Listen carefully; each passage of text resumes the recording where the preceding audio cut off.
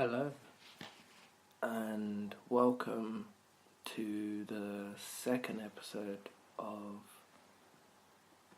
My Opinion Means Nothing. And this week, as like last week, I am joined with my friend Philippeat. Hello, Corey. You alright? I'm fine, thank you. How are you doing? I'm not bad on this fine afternoon. Do you mean evening? It's afternoon, evening. Depends where you are in the world. Touche. So, how's your week been? Yeah, it's been okay, thank you. Just been preparing for my show that's coming up with Philippeat, as we mentioned. Oh, yeah. I was so mesmerised by your speak about Philippeat that I had to go and see it for myself, and it was absolutely amazing. Yeah, what did you think of the what stood out for you? To me, there was these juggling balls you had, and like when you switched them on, they were like all fixed colours, like say red, blue. The glow in the dark, like the light up balls. Yeah. Red, blue, orange. But then, as you were juggling them, they were like fading into different colours. Yeah. So it looked like you were throwing all different coloured balls all the time. It was crazy. I was actually, in fact, throwing loads of different coloured balls around. I had 16 balls in the end. 16? In the end, yeah. I'll swear down. I want to keep it up. No, it's just it's just kind of an illusion that would. No, it was a great. But yeah, it's cool. No, I thought it was a really cool illusion. I really liked the whole glow in the dark effect. I really liked the fact that I was brought in to be an honorary cast member,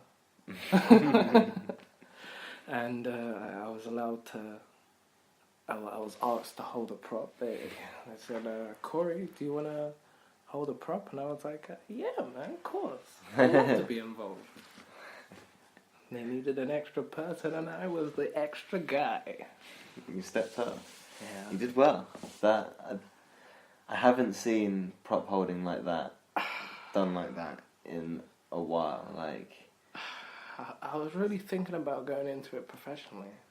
I think some would say, like, that was almost like your lost tape. That was almost legend.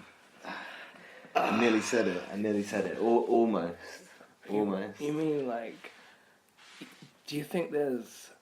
On a level with Corrupt's lost tape, I'd say. At least on that level. Oh, man. That status. That tape, man. I really enjoyed that tape. Like Corrupt FM. Shouts to Corrupt Yeah, FM. that's what I was about to say. Shouts to Corrupt FM. I really loved the lost tape. It was a journey. That's what I can say about it. It was the way it felt like it really was a kind of a set that they put together that had.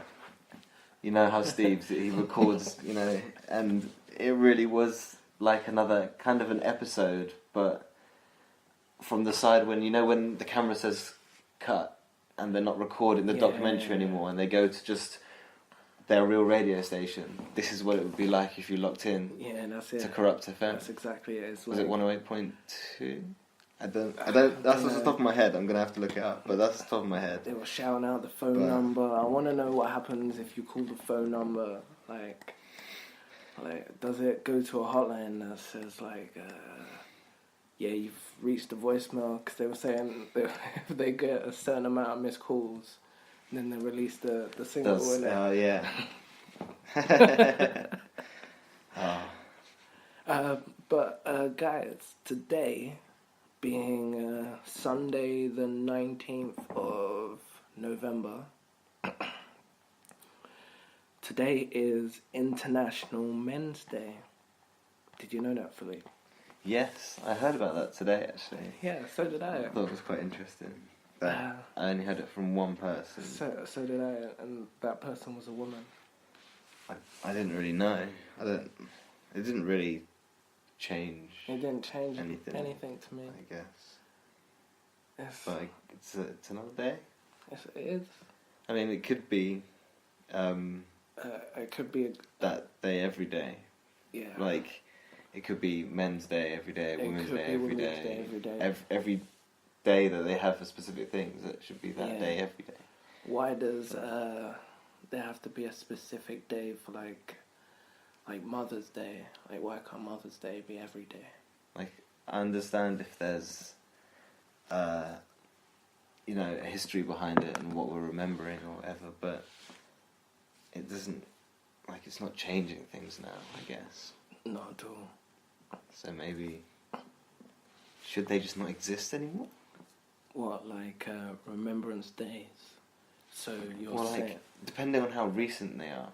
So, like, if it's within, say, 500 years, it's okay. So like things like St. George's Day, or St. Patrick's Day, or like things like that. We shouldn't have days off for those. Those days shouldn't exist. Well, I'm just questioning certain, like, okay, days that we can't really remember or we can't really trace back as to why. I don't know. I'm just thinking about it. Like, oh no! I was just asking the question. I was playing. Maybe. Devil's advocate. Maybe I don't know. Like.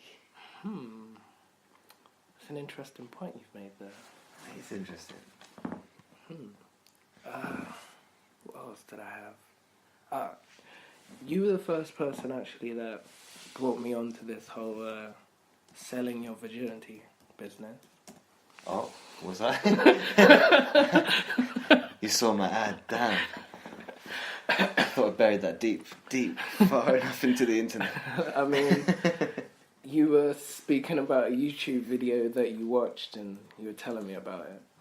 And then I was scrolling down my Facebook feed last week, and like this story popped up, and I was like, oh, that's pretty cool. Like, Philippe was talking about this. Let me delve in deeper into this. So I read about this 19-year-old who sold her virginity for $2.9 million. 2.9 $2.9 million. Which is, it's like in English money, it's like 2.2 million. But still, $2.9 million. That's a hell of a lot of money. It like, is. Imagine the things you could do with that money. Like, imagine if you wanted to, like, invest that and, I don't know, sit on a little bit of it so you can keep yourself going, but invest a vast majority of it. Mm-hmm. You wouldn't need to work again if you were smart enough. That's true. With, you know, like where you were putting your money. Invest in cryptocurrency. Bitcoin, that kind of thing. Yeah. If you jumped on that. Litecoin. Like, imagine if you had even if you put 1 million of that into Bitcoin just before it even came big, right? And it became big now. Like, you wouldn't need to work if you kept smart investments like that. Just invest in Bitcoin or like, and then cryptocurrency property in general, man. Property is always a good one to invest in. Property is a good investment, yeah. Like, always. So like the highest bidder who bidded this 2.9 $2.9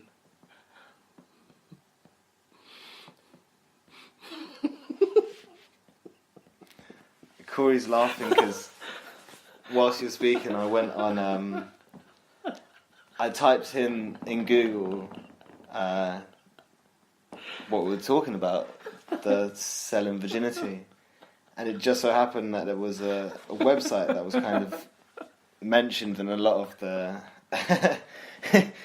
articles. So I thought I'd have a look and see what it was saying, and it's called virginswanted.com.au, so it's an Australian site. I just wanted to see how legit this really was. She said 2.9 million, and I was like, but surely these companies must be making something big out of this. Surely, like, and there must be something linked to them. Right, I'm gonna try and finish now. So yeah, I guess because it just came up, Virgins Wanted. Oh. It's just, it's the whole image is quite. It's tailored. Well, the image that you see first, straight on the screen, is a guy with like well dressed with jeans, smart casual. Yeah. And a girl kind of naked, covering herself with her hands, and a big sold sign over her. Sign, yeah. And then So it's a bit ancient, but up to date ancient, if you know what I mean. Like, yeah, I'm just saying you need to go to what's the website? virginswanted.com.au. Yeah, So go I think to it's that an Australian website site. and then look at the. They've got a YouTube, Vimeo, I think that is, Facebook, Oh, this is Twitter. legit. Like, I don't know what that symbol's for. That's Instagram. I don't have Instagram. Exactly. I don't have Instagram. Watch the trailer, watch the full documentary. I'm not going to watch the full documentary, but if you guys want to, you can follow the link up and watch the documentary on there. And there's a trailer. Okay, so the highest bidder was an Abu Dhabi businessman, and the second highest bidder was supposedly a Hollywood actor. And I'm guessing they're not going to say. No, who it that didn't was. say who. It didn't. Not at all. It didn't say who. Of course they wouldn't. But she said that she used the money to pay her college fees, buy a house, and go traveling all around the world. And she said that selling her virginity, she saw it as a form of emancipation. Yeah. A form of getting herself free and doing what she wants to do. Able to do whatever she wants to do. And she's right. She can, like we said, you can invest and you can do whatever kind of passions or hobbies she actually has. She can go and do whatever she wants to go and see in the world, or whatever she can go and do it. As long as she keeps smart on her investment, she doesn't run out of money and doesn't misspend or like overspend unnecessarily. She can, you know, keep herself afloat. Mhm. Yeah, interesting. But I'm still intrigued as to how much these companies make.